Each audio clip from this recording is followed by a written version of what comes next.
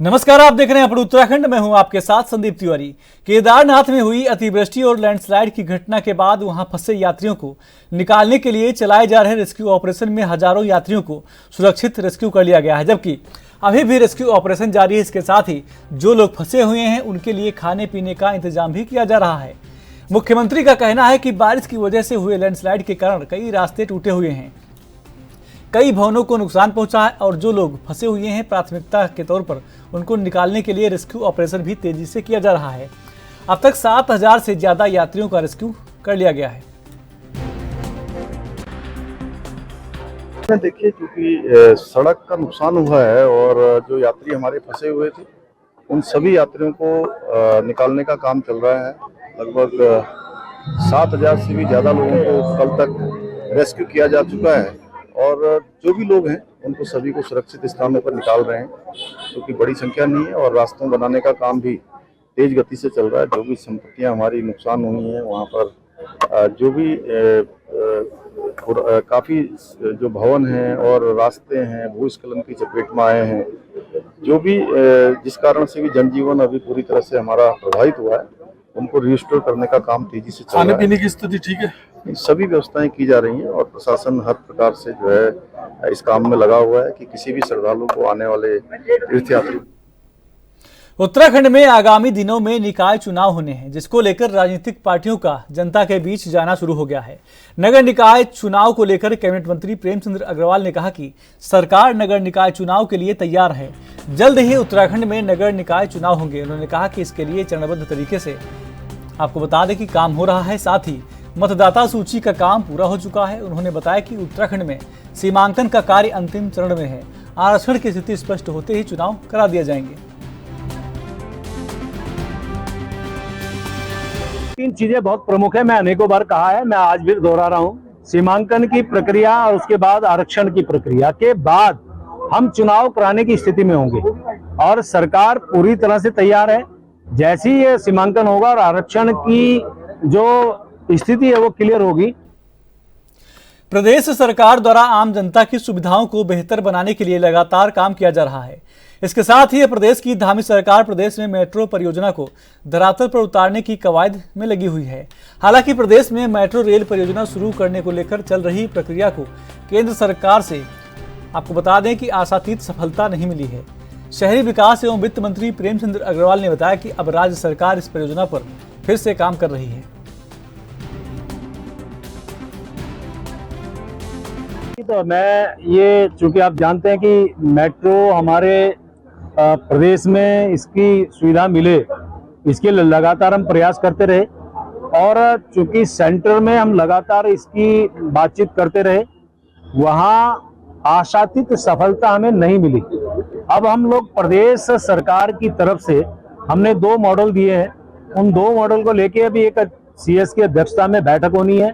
उस मॉडल को फाइनल होने के बाद, जो डीपीआर फाइनल होने के बाद, फिर हम इस काम के। उत्तराखंड के लिए लंबे समय से ग्रीन बोनस की मांग हो रही है। उत्तराखंड के राज्यसभा सांसद नरेश बंसल ने राज्यसभा में एक बार फिर से ग्रीन बोनस की मांग उठाई है। राज्यसभा सांसद नरेश बंसल ने कहा कि उत्तराखंड के साथ ही सभी हिमालयी राज्यों को ग्रीन बोनस मिलना चाहिए।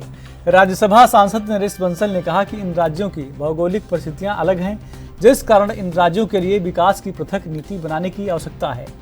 इस दौरान राज्यसभा सांसद नरेश बंसल ने उत्तराखंड की परेशानियों के साथ ही पर्यावरणीय दिक्कतों को भी राज्यसभा में रखा। महोदय, उत्तराखंड समेत हिमालय राज्यों की भौगोलिक परिस्थिति देश के बाकी राज्यों से अलग है। यहाँ जहाँ एक और प्राकृतिक सौंदर्य व संपदा की बहुतायत है, वह पर्यावरण स्वच्छ है, दूसरी तरफ की विषम समस्या भी है। हिमालय राज्यों के सतत विकास के लिए स्वतंत्र नीति बनाने की मांग लंबे समय से चल रही है। हिमालय राज्यों की भौगोलिक परिस्थितियाँ देश के अन्य हिस्सों से अलग हैं।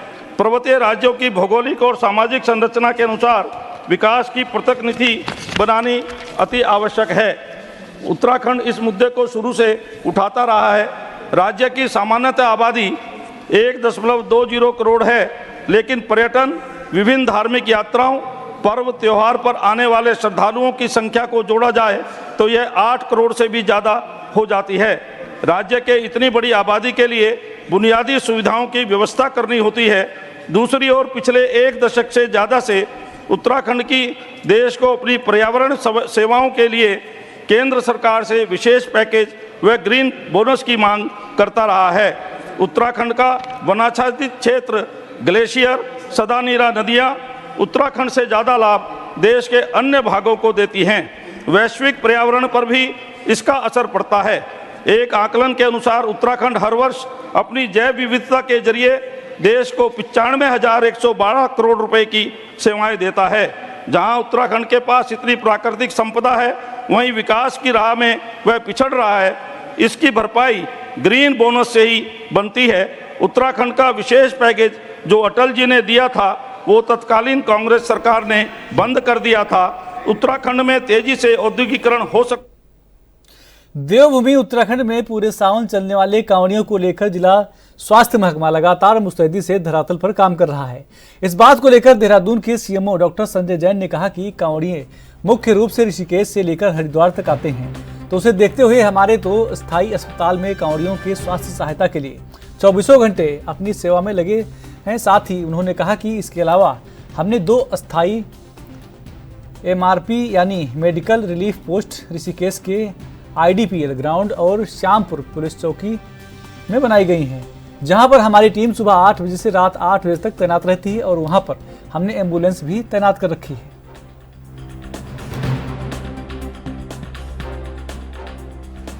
कांवड़ में जैसे हमारे ऋषिकेश वाला इलाका, ऋषिकेश से हरिद्वार तक कांवड़ चलती है, तो 2 स्थायी हॉस्पिटल जैसे हमारे ऋषिकेश में SPS हॉस्पिटल है या हमारा रायवाला का हॉस्पिटल है, तो ये तो हमारे परमानेंट हॉस्पिटल हैं जो कांवड़ यात्रा के लिए 24/7 अपनी सेवाएं दे रहे हैं। इसके अलावा 2 हमने temporary MRP first medical relief post, एक IDPL के अंदर कैंपस में और एक श्यामपुर पुलिस चौकी में, 2 ये तैनात किए हैं। तो जिसमें सुबह 8 बजे से रात के 8 बजे तक हमारी टीम तैनात है और वहाँ पर हमने एम्बुलेंस भी तैनात की है। और 5वीं जो हमारी 4 धाम यात्रा का ऋषिकेश का ISBT का हॉस्पिटल है, वो भी 24/7 इसमें कांवड़ यात्रियों की। उत्तराखंड में बुधवार को हुई बारिश ने भारी तबाही मचाई है। बता दें कि टिहरी और केदारनाथ धाम पैदल मार्ग पर बादल फटने से भारी नुकसान हुआ है। इसके बाद से आपदा प्रभावित क्षेत्रों में राहत बचाव कार्य तेजी के साथ जारी है। वहीं केंद्र और राज्य सरकार लगातार हालातों पर नजर बनाए हुई है और अधिकारियों से अपडेट ले रहे हैं। राज्यसभा सांसद नरेश बंसल का कहना है कि प्रदेश में आपदा से जानमाल का नुकसान होना दुखद है और मुख्यमंत्री पुष्कर सिंह धामी ग्राउंड जीरो पर जाकर हालातों की मॉनिटरिंग कर रहे हैं। केंद्र और राज्य सरकार आपदा प्रभावित क्षेत्रों में सहायता पहुंचा रही है। इस बार के बजट में डिजास्टर मैनेजमेंट में अन्य पहाड़ी राज्यों के साथ उत्तराखंड को भी पैकेज मिला है।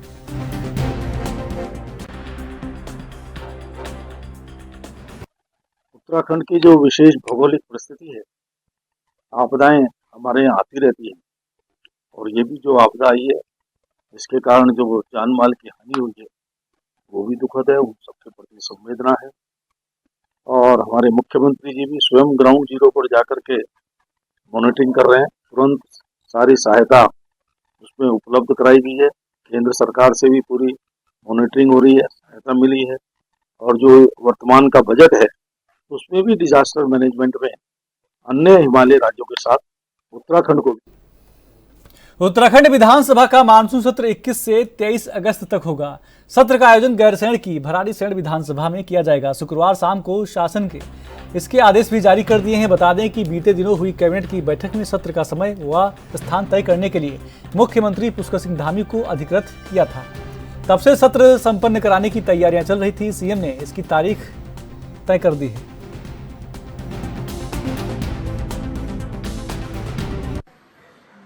आप जानते हैं कि उत्तराखंड विधानसभा का सत्र होना है और माननीय मुख्यमंत्री जी ने जिस प्रकार से सहमति दी है, ये विधानसभा का सत्र 21, 22, 23 अगस्त को होना है और भराड़ीसैंण में ये सत्र होगा। निश्चित रूप से जिस प्रकार से हमारा पिछला सत्र हुआ था अगस्त के माह में ये हमें करना ही था, इसलिए हम लोगों ने तय किया कि रक्षाबंधन के बाद 21, 22, 23 अगस्त को ये विधानसभा का सत्र होता है। लालकुआं नगर और बिंदु खत्ता क्षेत्र के आसपास के ग्रामीण इलाकों में युवाओं में बढ़ती नशे की प्रवृत्ति और नशे के फल फूल रहे अवैध धंधे पर पूरी तरह से अंकुश लगाने के लिए मांग को लेकर युवा कांग्रेस कार्यकर्ताओं ने पुलिस क्षेत्राधिकारी के कार्यालय पर पहुंचकर मौजूद पुलिस क्षेत्राधिकारी संगीता को ज्ञापन सौंपा, जिसमें उन्होंने अवैध नशे के कारोबार पर तत्काल प्रतिबंध लगाने की मांग की और साथ ही चेतावनी दी कि अगर 15 दिन के भीतर अवैध नशे के कारोबार पर रोक नहीं लगी तो कांग्रेस कार्यकर्ताओं ने उग्र आंदोलन को बाध्य होंगे, जिसकी समस्त जिम्मेदारी पुलिस प्रशासन की होगी।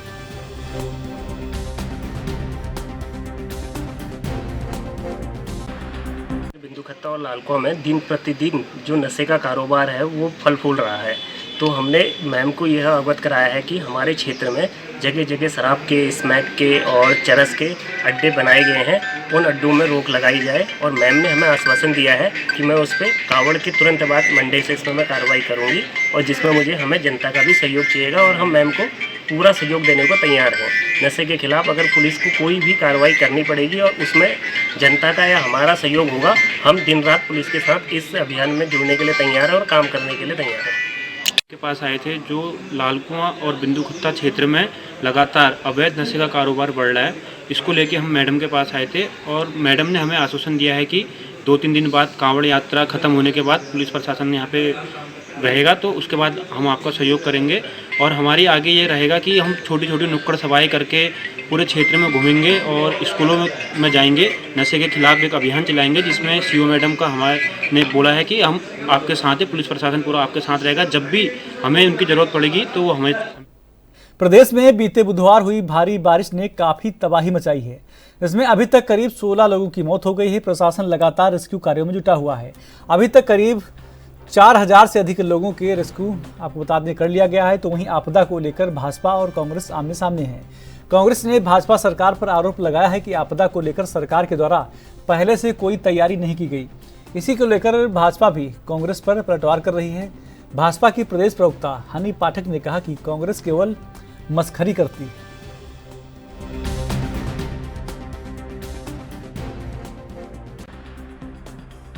बिल्कुल पूरी तरीके से निराधार आरोप विपक्ष लगा रहा है, बिना सिर पैर की बात कर रहा है। बोलने को कुछ नहीं है तो चलो यही बोल देते हैं और मस्खरी कर देते हैं। उसी अंदाज में इस समय विपक्ष बात कर रहा है। जिस प्रकार उत्तराखंड के मुख्यमंत्री श्री पुष्कर सिंह धामी जी, जो अपने आप को मुख्य सेवक के रूप में देखते हैं, लगातार आपदाग्रस्त क्षेत्रों का दौरा कर रहे हैं। और मैं हूं ना, एक छोटा सा शब्द है लेकिन ढांढस बनाने के लिए बहुत बड़ी बात है, वो कहते हुए आपदा पीड़ितों से मिल रहे हैं, लगातार कंट्रोल रूम में लोगों की मदद के लिए अधिकारियों को निर्देशित कर रहे हैं। तो ये सारी चीजें जो किया जा रहा है और हेलीकॉप्टर से जिस प्रकार से रेस्क्यू करके लोगों को बाहर निकाला जा रहा है, एनडीआरएफ और एसडीआरएफ लगातार कार्य कर रही है, वो ये दर्शाता है कि हमारे मुख्यमंत्री श्री पुष्कर सिंह धामी जी अपने पूरे मंत्रिमंडल के साथ अपने उत्तराखंड की जनता के बीच में, उत्तराखंड के परिवार के बीच में उनकी दिक्कतों को समझ रहे हैं, जान रहे हैं और उसका कार्य कर रहे हैं। और जहां तक मौसम विभाग के अलर्ट की बात है, तो मौसम विभाग का अलर्ट तो विपक्षियों को भी मिला होगा, लेकिन उसके बाद भी ये केदारनाथ धाम की यात्रा करते हुए दिखाई दे रहे हैं। तो ये जो कार्य कर रहे हैं, अपने साथ जितने कार्यकर्ताओं को लेके जा रहे हैं, वो भी तो मौत के मुंह में ले जाने वाले कार्य कर रहे हैं। और संवेदनशीलता तो पहले अपने अंदर लाए। जिस प्रकार से केदारनाथ के उपचुनाव को लेकर ये इतने ज्यादा परेशान हो रखे हैं कि इतनी बड़ी आपदा में ये आपदा को भूलकर, लोगों की मदद को भूलकर लगातार अपनी राजनीतिक रोटी सेक रहे हैं। तो सूप बोले तो बोले, चलनी क्या बोले जिसके खुद 72 छेद। तो अपने ऊपर देखें, उसके बाद इस तरीके की बातें करें, शोभा नहीं देता इस तरीके। स्वच्छता सर्वेक्षण में अच्छी रैंक लाने के लिए नगर निगम ठोस अपशिष्ट प्रबंधन नियम 2016 के प्रावधान सख्ती से लागू करने की तैयारी में है। इसके तहत 50 किलो से अधिक कचरा निकालने वाले प्रतिष्ठानों को खुद ही अपने कचरे का निस्तारण करना होगा। ऐसा न करने पर नगर निगम इनके खिलाफ कार्रवाई भी करेगा। हालांकि निगम इनके आपको बता दें कि निस्तारण के लिए प्रशिक्षण देगा और सूखे कूड़े का उठान भी करेगा। निगम ने राजधानी में 300 से अधिक ऐसे प्रतिष्ठान चिन्हित किए हैं।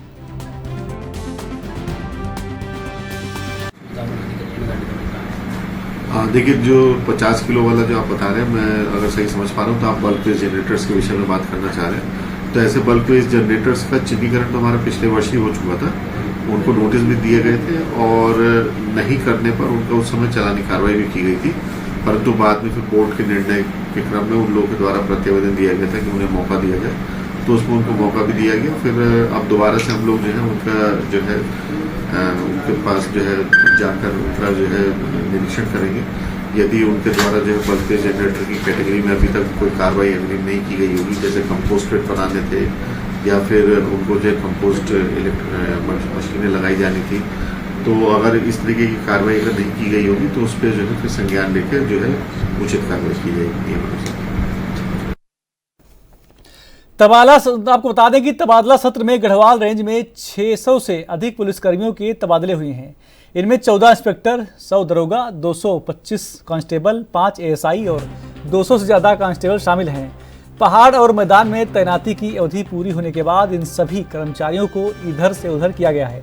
ट्रांसफर को लेकर बहुत से पुलिसकर्मी सवाल भी उठा रहे हैं, लेकिन माना जा रहा है कि यही अंतिम सूची है। बता दें कि पुलिस में ट्रांसफर के लिए कांवड़ मेला समाप्त होने का इंतजार किया जा रहा था। अब कांवड़ मेला लगभग समाप्त होने के बाद आईजी गढ़वाल रेंज ने तबादला सूची जारी कर दी है।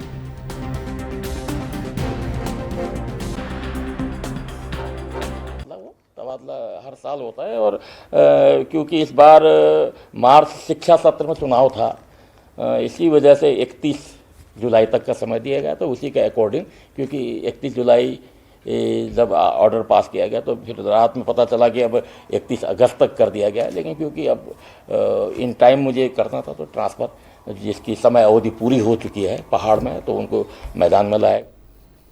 हिंदू, मुस्लिम, सिख, ईसाई आपस में हैं भाई भाई, यह नारा तो हम सब बचपन से सुनते आ रहे हैं, लेकिन इस नारे की हकीकत समय समय पर देखने को मिलती रहती है। आपको बता दें कि जिससे साबित होता है कि जिस भी व्यक्ति ने यह नारा दिया है वह बिल्कुल सही दिया है। आज भी एक ऐसा ही नजारा ऋषिकेश के इंद्रमणि बड़ोनी चौक पर देखने को मिला, जहां खाकी वर्दी में तैनात ट्रैफिक इंचार्ज अनवर खान समुदाय विशेष से होने के बावजूद सावन की शिवरात्रि पर नीलकंठ जाने वाले कांवड़ियों की सेवा करते हुए देखे गए हैं। भाईचारे के ऊपर आपको बता दें कि भाईचारे को ऊपर उठाते हुए अनवर खान ने अपनी पूरी ट्रैफिक पुलिस टीम के साथ मिलकर 1.25 कुंटल की खीर का प्रसाद कांवड़ियों को वितरित किया। कांवड़ियों पर रंग बिरंगे फूलों की वर्षा करके उनका स्वागत भी किया।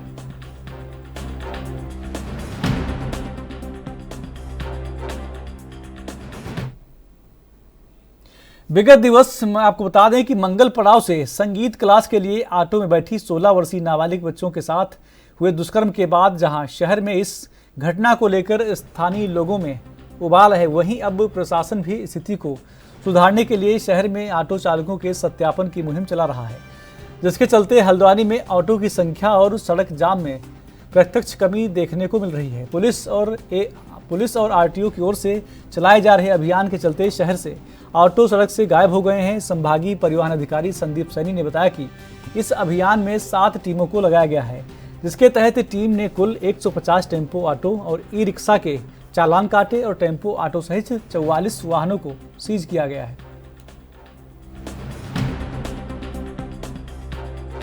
हमने 7 टीमें लगाई थी शहर के विभिन्न रूटों में, जिसमें हमारे 150 से ऊपर चालान हुए हैं और 42 ऑटो और ई रिक्शा जो हैं मिला के सीज किए गए हैं।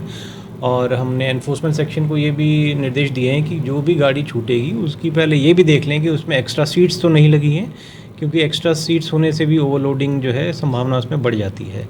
और साथ ही में हम एक और चीज़ इसमें शुरू करने वाले हैं, एक ट्रांसपोर्ट ड्राइवर्स बैज की प्रक्रिया पे हम विचार कर रहे हैं, जिसमें प्रत्येक ड्राइवर का सत्यापन किया जाएगा और उसको आरटीओ ऑफिस से लाइसेंसिंग अथॉरिटी एक ट्रांसपोर्ट बैज इशू करेंगे, जो एक यूनिक नंबर होगा, जो नॉन ट्रांसफरेबल होगा।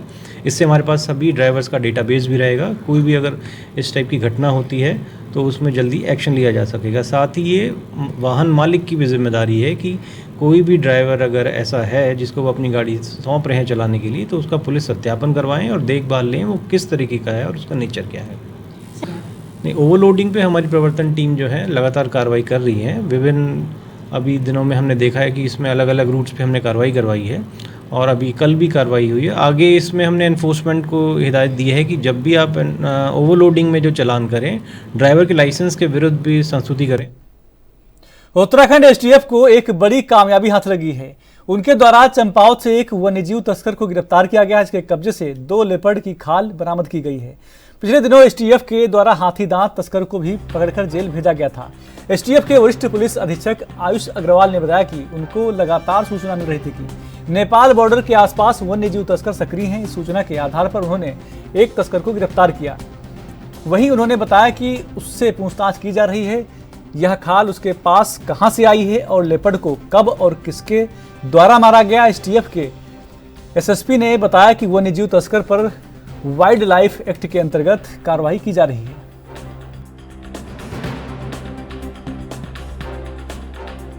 देखिए, उत्तराखंड जो है ये एक वन आच्छादित प्रदेश है और यहाँ पर काफी बड़ी संख्या में वन संपदा भी रहती है और इसीलिए इसमें कुछ खतरे भी रहते हैं कि जो वन्यजीव तस्कर हैं वो भी यहाँ पर सक्रिय होना पूर्व में भी पाए गए हैं।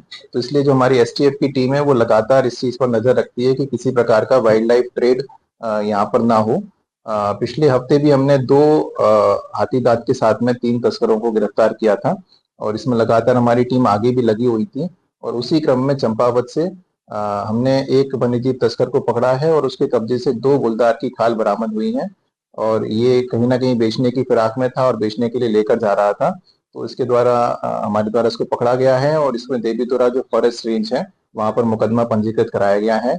जो वाइल्ड लाइफ एक्ट है उसके शेड्यूल 1 में लेपर्ड आता है। तो ये प्रोहिबिटेड स्पीशीज है। इसका किसी प्रकार का शिकार करना या इसके स्किन या अन्य पार्ट्स को बेचना पूरी तरह से प्रोहिबिटेड है। तो इसमें मुकदमा पंजीकृत कराया गया है वाइल्ड लाइफ एक्ट में। साथ ही इससे जानकारी की जा रही है, इंटरोगेशन की जा रही है कि कहाँ से लेकर आ रहा था, कब इसका शिकार किया गया था, किसने शिकार किया था। तो इन सभी पहलुओं पर अभी पूछताछ की जा रही है और इन्वेस्टिगेशन के दौरान अन्य लोगों के। मेरे साथ बुलेटिन में बस इतना ही। आप देखते रहिए एएनबी न्यूज। नमस्कार।